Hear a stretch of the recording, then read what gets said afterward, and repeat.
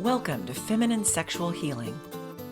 If you're an intelligent woman who's interested in the leading edge of personal growth, tune in to this podcast to learn how to attract healthy, fulfilling relationships, how to have more passion, health, and vitality than ever before, and how to receive incredible abundance in your life through the power of sexual healing.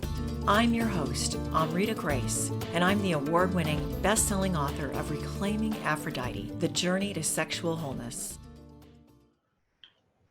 This episode is a bit of a departure from feminine sexual healing, but in the bigger picture, it's all connected.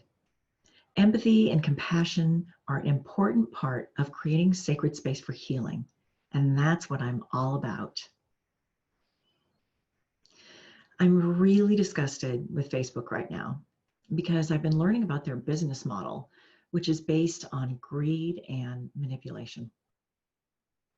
I've learned that they are collecting our data constantly and using it to modify our behavior without us even knowing about it, and selling that to the highest bidder. Ignorance was bliss for a very long time, and now that I know, I can't unknow what I now know. This information came through a documentary called The Social Dilemma on Netflix, in which several high-profile former Silicon Valley techies reveal their inside knowledge and their alarm at what it's all evolved into, how it's actually shifting our society. These folks don't use social media and they don't let their kids use it. That led me to a book called 10 Arguments for Deleting Your Social Media Accounts Right Now by Jaron Lanier, one of the most intelligent and compassionate guys in the aforementioned tech industry. Jaron, who was also interviewed in The Social Dilemma, outlined the greed-based business model and lack of transparency and accountability that Facebook and their holdings such as WhatsApp and Instagram and Google are getting very rich from.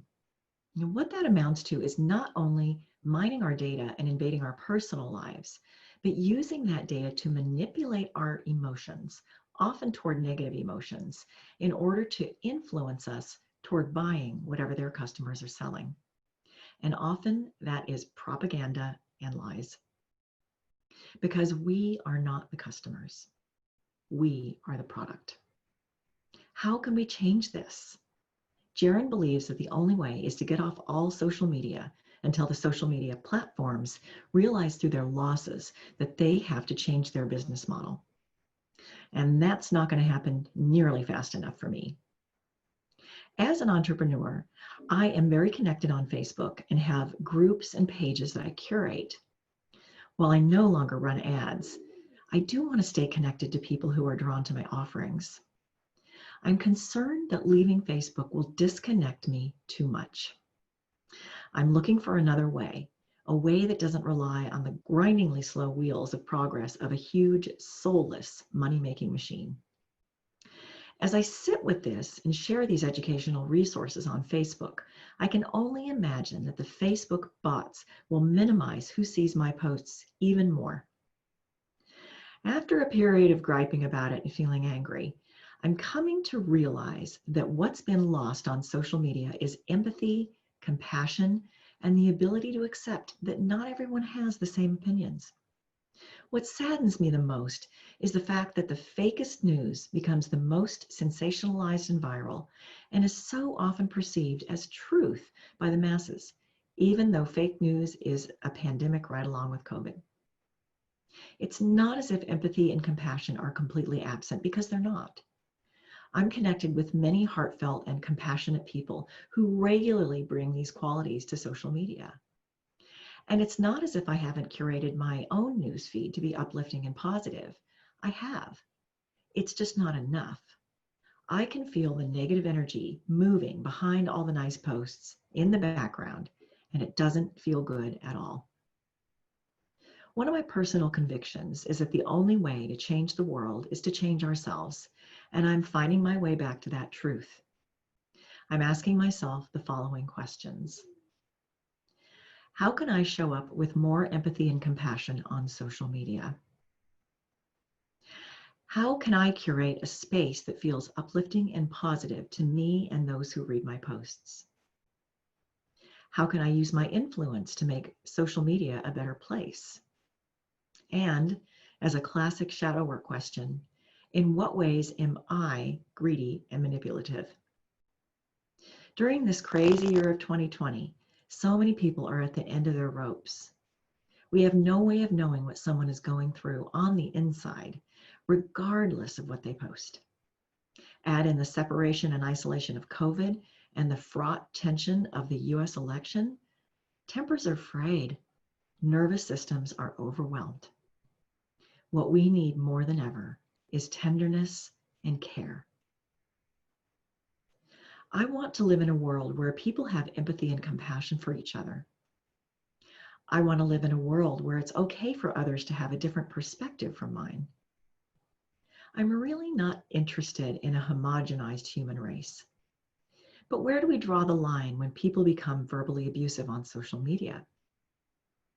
I want to be welcoming to many perspectives, and I'm not willing to tolerate abusive, hateful, misogynistic, or racist comments. I've also had it with baseless conspiracy theories that perpetuate and sensationalize propaganda in an endless loop of distraction and wasted energy. I love being connected to people all over the world. I love wishing people a happy birthday on Facebook and receiving birthday greetings on my timeline each year. It's actually the only time I ever open my timeline for others to post during a 3-day window around my birthday. I don't really want to leave social media. At the same time, no matter how cautiously I avoid my newsfeed, refrain from posting controversial material that might bring out the crazies, and use it only as a broadcast medium, it's never going to replace real connection. Coming back to real connection with real actual people feels like the cure right now, even if that has to be on Zoom or the phone. I want to hear your voice, see your face and body language, hold space for your feelings with compassion and presence. And that simply cannot happen easily on social media. I realize that I've posed more questions than answers here, and I'm okay with that. I don't have all the answers, or any answers really. Only you can know what's true and right for you. As we educate ourselves about the systems that no longer work in our world, it stirs things up inside. But without that knowledge, we are back to blissful ignorance and the status quo. No one ever said change is easy, especially systemic, worldwide, evolutionary change. I'm in for doing whatever I can to create a new world based in real connection, compassion, empathy, love, and support. If I'm going to stay on social media, I will do everything I can to bring those values to my social media experience for myself and for whomever chooses to interact with me. Thank you for listening. Please visit our website at sacredfeminineschool.com for lots of great resources and information about how to enjoy a lifetime of passion, vitality, and fulfilling relationships. Be sure to subscribe to Feminine Sexual Healing with Amrita Grace to get notified of new episodes. Until next time, remember that sexual healing is the fast track to feminine power and embodiment.